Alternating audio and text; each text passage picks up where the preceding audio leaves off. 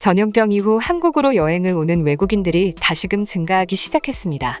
그만큼 우리 문화와 아름다움이 전 세계로 알려지면서 외국인들에게 친근하게 다가왔기 때문인데요. 그래서인지 외국인들은 우리가 일상으로 생각해 지나쳤던 문화나 생활제도 전반에 대해 굉장히 흥미롭게 여기는 경우가 많습니다. 그래서 오늘은 외국인들이 놀란다는 한국인들의 식습관에 대해 소개해드리려고 하는데요. 자세한 내용 살펴보도록 하겠습니다. 요즘 전 세계적으로 채식주의에 대한 관심이 높아지며 한국 내에도 비건을 자처하는 이들이 늘어가고 있습니다. 그러나 아직까지 채식주의자들은 한국에서 이색적인 존재로 다가옵니다. 사실 한국만큼 채소가 많이 들어간 음식을 섭취하는 나라도 별로 없을 정도로 한국에서 채식은 일상이었기에 굳이 따로 채식만을 고집하는 사람들이 색다르게 느껴지는 것도 있습니다. 그만큼 한식에서 채소는 빼놓을 수 없는 존재인데요. 그런데 한국을 방문한 외국인들은 이런 한국인들의 식습관의 놀라움을 감추지 못한다고 합니다. 채소를 먹는 것이 뭐가 놀라운 일이냐고 하실 수도 있겠지만 외국인들에게 한국인들은 채소가 아닌 향신료를 생으로 먹는다는 생각이 들 수밖에 없다고 하는데요. 최근 해외 커뮤니티에는 재밌는 글이 하나 올라와 많은 외국인들의 공감을 얻고 있었습니다. 한국인들과 식사 자리를 함께한 글쓴이는 믿을 수 없는 풍경을 목격했다고 하는데요. 내용을 살펴보면 저는 얼마 전 비즈니스를 위해 한국에 방문했고 한국인들과 식사를 함께하게 되었습니다. 식사를 하기 위해 도착한 곳은 고급진 느낌이 물씬 드는 삼겹살 집이었는데요. 원래도 삼겹살을 먹어보고 싶어 큰 기대를 했었고 기대만큼이나 맛있었습니다. 그런데 저를 놀라게 한 것은 저와 함께 먹던 한국인이 삼겹살을 먹는 방식 때문이었어요. 저는 한국인들이 향신료에 미쳐있는 민족이라는 것을 깨달았습니다. 고기를 구워 소금과 후추를 섞은 참기름에 찍은 후 깻잎에 올리고 마늘과 파 그리고 고추를 올려 함께 먹는 것이 아니겠어요? 도대체 고기 한 점을 먹기 위해 몇 가지의 향신료를 넣어 먹는지 가늠조차 되지 않았습니다. 한국인들은 평소에도 이렇게 모든 향신료를 한꺼번에 먹나요? 여기까지가 글쓴이가 적은 글의 요약인데요. 아마 우리나라 사람들은 저 글을 보고 뭐가 문제지? 라는 생각을 하시는 분들이 많으실 것입니다. 기껏해야 소금 후추를 찍어 먹는 것이 다인데 뜬금없이 향신료를 죄다 넣었다 말하고 있는 것이니까요. 하지만 사실 외국에서는 글쓴이가 말한 깻잎, 파, 마늘, 고추 등은 한국에서 채소로 쓰이는 것과는 달리 향신료의 성향이 강하다고 합니다.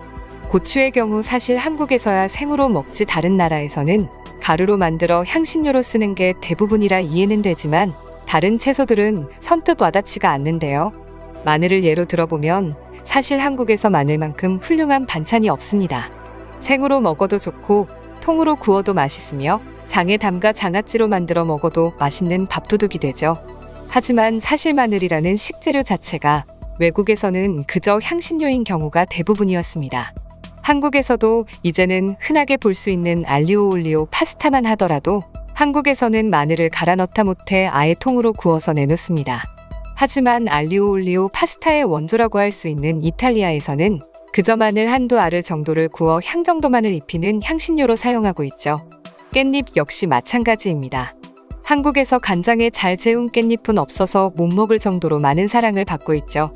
더불어 쌈을 먹을 때도 빠지지 않고 등장하는 채소가 깻잎입니다. 알싸한 향이 고기의 잡내를 잡아주기 때문에 야채 곱창과 같은 내장류 음식에도 빠지지 않고 들어가는 것이 깻잎입니다. 하지만 외국에서는 사실상 깻잎을 모르는 경우가 많고 일부 지역에서는 우리나라에서도 호불호가 강한 향신료인 고수처럼 향신료의 개념으로만 쓰이는 정도였는데요. 심지어 깻잎절임을 처음 먹어본 한 외국인은 낙엽을 간장에 절인 느낌이라며 처음 겪는 향과 맛이라고 표현할 정도로 이색적인 음식이었습니다. 파의 경우도 크게 다르지 않습니다. 한국에서는 파를 구워서 먹을 정도로 맛있는 채소인데요. 처음 한국인들이 파를 구워 먹는 모습을 본 외국인들은 의외로 거부감 없이 맛보지만 생각과는 다른 맛에 놀란다고 합니다. 바로 한국의 대파가 서양의 칼솥과 유사했기 때문인데요. 그러나 사실 칼솥은 대파가 아닌 양파의 품종 중의 하나로 향과 맛이 대파와는 다르다고 합니다. 한국에서 생각하는 채소와 외국에서 생각하는 채소의 개념이 이렇게 다르니 한국에 온 외국인들이 놀라는 것도 어찌 보면 당연해 보입니다. 그러나 재밌는 점은 이제 한식의 위상이 높아지면서 오히려 한국인들처럼 먹는 외국인들이 늘어나고 있다는 점인데요. 마늘만 하더라도 외국인들이 의외로 맛있다는 음식 중에 하나가 마늘 보쌈이라고 합니다.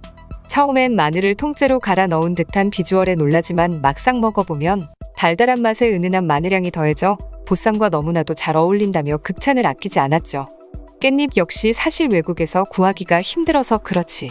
한국에서 제대로 된 깻잎 요리를 먹으면 깻잎향을 싫어하는 외국인들이 거의 없다고 하는데요.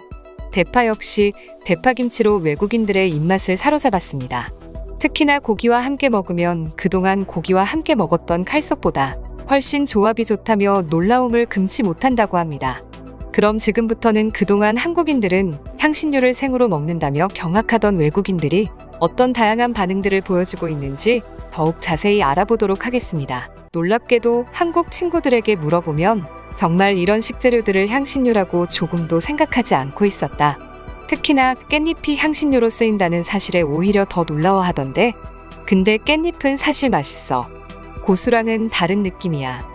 훨씬 더 고급스러운 향이 나고 무엇보다 깻잎 절임은 정말 최고야. 저도 아직까지는 깻잎을 생으로는 먹지 못하지만 절여진 것은 맛있게 먹고 있습니다. 우리나라의 피클 같은 느낌으로 생각하면 될 것 같아요. 한국인들은 그냥 채소라고 생각하면 다 먹어. 그리고 실제로 한국인들이 먹는 채소들을 먹어보면 의외로 맛있다는 것을 알 수 있다. 한국인들은 본인들이 허브나 향신료를 즐겨 쓰지 않는다고 생각한다. 내가 봤을 때 한국인들은 깻잎하고 마늘이 허브하고 향신료라는 생각을 아예 못하는 것 같아. 한국 친구에게 너희가 깻잎을 먹는 느낌이 우리나라에선 민트를 밥에 싸먹는 것 같은 느낌이라고 말하니까 굉장히 충격적인 표정을 지었다. 그건 좀 애매한 게 실제로 깻잎을 밥에 싸먹으면 맛있는데 민트는 밥에 먹으면 맛없잖아. 한국인들이라고 아무거나 다 먹는 게 아니야. 다 오래전부터 나오는 지혜를 바탕으로 먹는 거지. 근데 정작 우리만 충격이지 한국인들은 전혀 개의치 않을걸. 오히려 향신료인데 맛도 좋고 몸에도 좋으니 이득이야 라고 생각할 거야. 사실 한국인들이 비만이 적은 이유도 다양한 채소를 먹는 것과 큰 영향이 있습니다. 어떤 책에서 봤는데 한국만이 유일하게 채식을 지속적으로 유지하는 나라라고 합니다. 향신료를 채소처럼 먹는 것만큼이나 신기했던 것이 토마토를 과일처럼 먹는다는 거였어. 그냥 채소가 일상에 녹여져 있는 느낌이랄까? 한국인들이 건강한 이유는 대단한 게 아니다. 그냥 채소를 많이 먹어서야. 한식을 오래 먹다 보면 한국인들의 식습관이 이해가 돼. 일단 향신료라고 하기에는 너무 맛있게 만들어낸다. 사실 한국인들이 잘못된 건 아니지 우리가 향신료라고 생각해서 먹은 것일 뿐 애초에 향신료라고 정해진 음식은 아니잖아. 오히려 한국은 똑같은 식재료를 다양하게 활용하는 것이니 더욱 대단하다고 할 수 있지. 한식의 종류가 많은 이유가 이렇게 채소에 대한 편견이 없어서라고 생각해요. 식재료 하나에도 조리법이 수십 가지나 되니 말입니다.